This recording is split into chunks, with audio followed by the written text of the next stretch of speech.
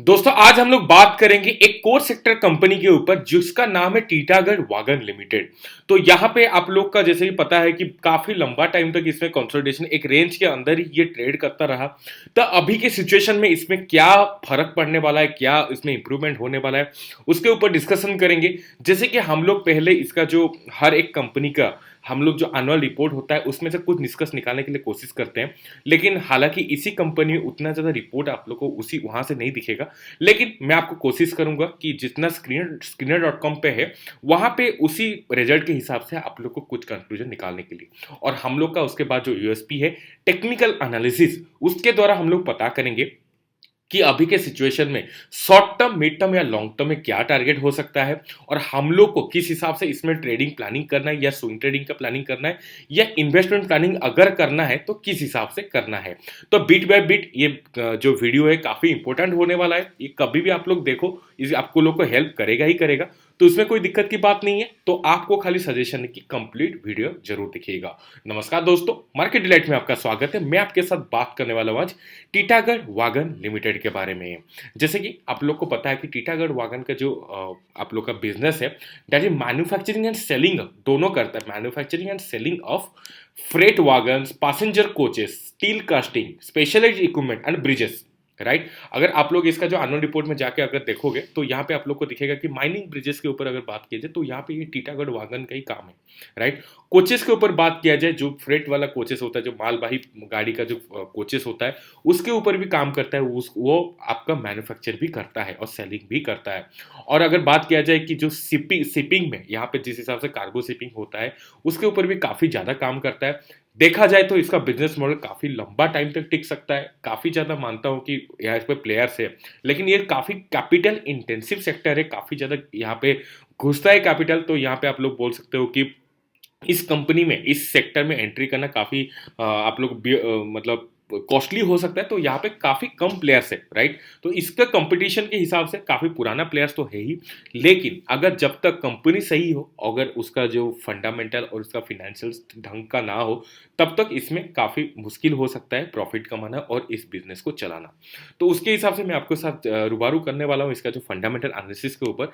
683 करोड़ का कंपनी है, छोटा सा कंपनी है, आप लोग बोल सकते हो कि एक स्मॉल कैप कंपनी है। और 683 करोड़ के सामने यहाँ पे 755 करोड़ का आप लोग का डेट है। अगर आप लोग के पास अगर एक जो घर है, एक जो आप लोग का प्रॉपर्टी है 10,000 रुपए की है, अगर आप लोग उसको 20,000 रुपए के आसपास का आप लोग लोन लिए हो, तो क्या आप लोग उसी में सस्टेन कर पाओगे? बिल्कुल भी नहीं, तो काफ़ी मुश्किल की बात है। तो यहाँ पे भी उसी सिचुएशन आप लोग को दिख जाएगा टीटागढ़ वागन लिमिटेड के साथ। तो यहाँ पे अगर बात किया जाए debt to equity ratio completely 1 निकल के आता है। जो हम लोग का थ्रेशोल्ड था 1, उसे कम होना चाहिए, लेकिन उसके हिसाब से भी ये पूरा अपना जो थ्रेशोल्ड के आसपास ही है। राइट, और यहाँ पे प्रोमोटर होल्डिंग 50% से नीचे है। अगर बात किया जाए तो यहाँ पे इन्वेस्टर्स में अगर आप लोग जाके देखोगे तो प्रोमोटर अपना स्टेक होल्डिंग घटाए हुए हैं, जो कि 45.75% के हिसाब से था, अभी 44.29% के हिसाब से है। एफआईए के ऊपर बात किया जाए वो भी अपना जो स्टेक होल्डिंग है वो भी घटाए हुए हैं। डीआईए के ऊपर बात किया जाए वो लोग भी घटाए हुए हैं, जितना बड़े प्लेयर्स है सबके सब घटाए हुए हैं। खाली एक गवर्नमेंट ऑफ इंडिया में यहाँ पे 0.1%, 0.01% के आसपास का यहाँ पे इंप्रूवमेंट हुआ है और हम लोग का पब्लिक के पास यहाँ पे 4% के आसपास का इंप्रूवमेंट हुआ है। तो यहाँ पे आप लोग को समझ में आ रहा होगा ऑलरेडी कि किस हिसाब से किसका स्टेक कहाँ पे ट्रांसफर हो रहा है धीरे धीरे। राइट, तो यहाँ पे मैं बात करूंगा प्रॉफिट लॉस की। अगर यहाँ पे अगर प्रॉफिट लॉस में आप लोग चाहते हो तो यहाँ पे माइनस में दिखेगा लास्ट 4 साल से। राइट, और अभी भी जो 2021 में यहाँ पे रिजल्ट निकलेगा वहाँ पे भी माइनस निकलने वाला है, ये हम लोग का एस्टिमेशन बोल रहा है। अगर यहाँ पे आरओसी के ऊपर बात किया जाए तो 1.81% के सिर्फ और सिर्फ आरओसी है। मानता हूँ माइनस में नहीं है, लेकिन इसका जो आरओसी है काफी कम है। और यहाँ पे डेट है तो यहाँ पे आरओई सीधा माइनस में चल रहा है।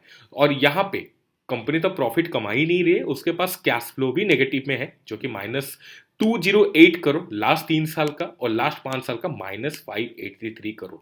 तो for the long term investment ये कंपनी बिल्कुल भी अच्छा नहीं है। आप लोग का जो आप लोग बोलोगे कि यार ये 57.2 पर बहुत ही सस्ता प्राइस में है, यहाँ पे कितना नीचे जाएगा।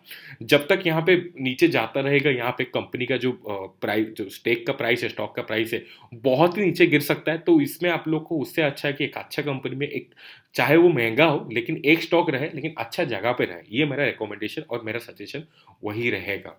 राइट। लेकिन टेक्निकल एनालिसिस कुछ और बोला, थोड़ा ध्यान से आप लोग को देखना है।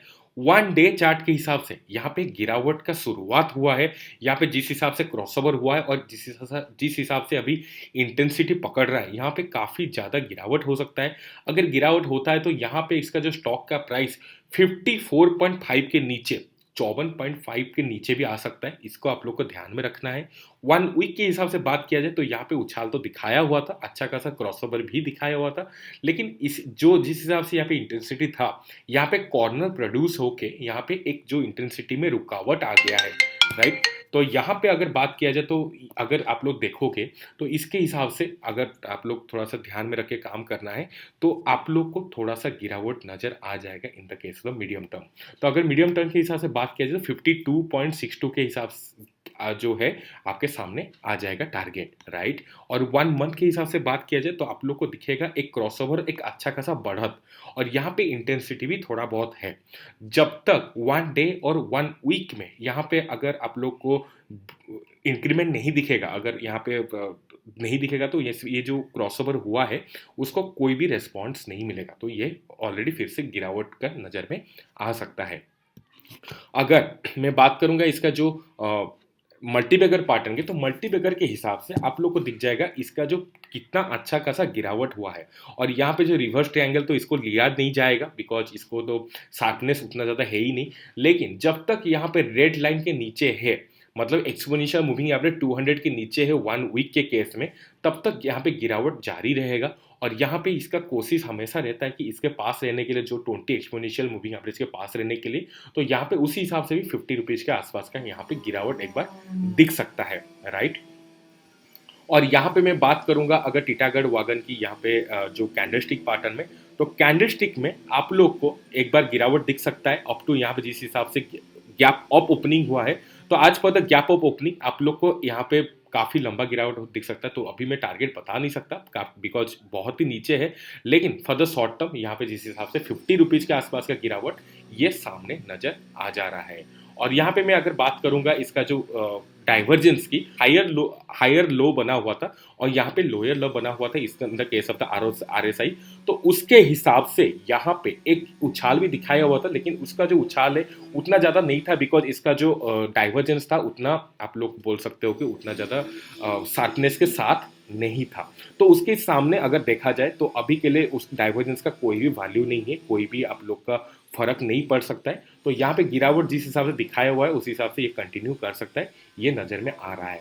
अगर निफ्टी के साथ कोरिलेशन कोफिशिएंट की बात किया जाए तो यहाँ पे आप लोग को दिखेगा 0.9, मतलब निफ्टी जिस तरह मूवमेंट करता है तो उसी तरह पे ये मूवमेंट करेगा। तो निफ्टी अगर गिरता है तो इसका जो गिरावट काफ़ी लंबा हो सकता है, ये थोड़ा आप लोग को ध्यान में रख के काम जरूर करना है। अगर मैं बात करूंगा इसका जो हम लोग का हाइकेनेस इन स्टोकेस्टिक RSI में, तो यहाँ पे ओवरबॉट जोन में एक बाइंग सिग्नल मिला हुआ था, राइट। तो आज पर द रूल यहाँ पे हम लोग को बाइंग तो करना ही था, लेकिन यहाँ पे जिस हिसाब से गिरावट हुआ है यहाँ पे अभी भी जो कंसोलिडेशन मोड है यहाँ पे रह सकता है, लेकिन थोड़ा बहुत यहाँ पे, हालांकि यहाँ पे थोड़ा सा ग्रीन कैंडल दिखाया हुआ है तो एक मूवमेंट दिख सकता है ऊपर की तरफ, लेकिन ज़्यादा इसका टारगेट नहीं होगा।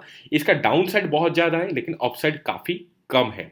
और वन वीक के ऊपर बात किया जाए तो यहाँ पे ऑलरेडी सेलिंग सिग्नल आ चुका है, तो आज पर दिस तो एक मीडियम टर्म में काफ़ी ज़्यादा गिरावट हो सकता है, उसको ध्यान में रख के आप लोग को काम करना है। वन मंथ के हिसाब से बात किया जाएगा तो सेम सिचुएशन यहाँ पे भी है, ऑलरेडी ओवरबॉट जोन में चल रहा है, लेकिन आज तक अभी तक कोई भी सेलिंग सिग्नल नहीं आया हुआ है।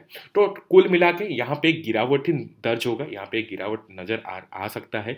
तो थोड़ा सा ध्यान में रख के आप लोग को इसमें ट्रेड करना है। और इन्वेस्टमेंट के पर्पज़ में ये कंपनी बिल्कुल भी नहीं है, वो भी आप लोग को ध्यान में रखना है। तो ये था टीटागढ़ वागन की एक छोटा सा analysis, fundamental and technical analysis. कैसा लगा मेरे को एक बार कमेंट्स में जरूर बताना। कोई भी दिक्कत हो वो भी मेरे साथ बात कर सकते हो, और कोई भी स्टॉक के ऊपर आप लोग एनालिसिस चाहते हो वो भी मेरे साथ डिस्कस करके आप लोग, मैं उसके ऊपर वीडियो बनाने के लिए जरूर कोशिश करूंगा।